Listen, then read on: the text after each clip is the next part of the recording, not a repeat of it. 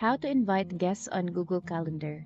So hi guys, the first thing that we're going to do here is to simply open our browser and sign into our Gmail account. Once logged in, simply click on the calendar button right here below our profile icon. Now once you've clicked on it, click on this button right here beside the exit button to redirect us to Google Calendar.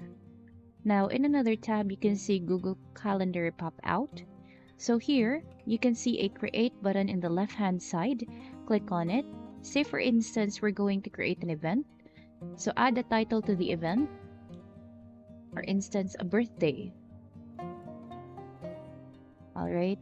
Now once done, simply select on the date and the time. Once selecting the date and time, we're going to go to the next field. So here you can actually see add guests. So just input the email address of your guest and click on save afterwards.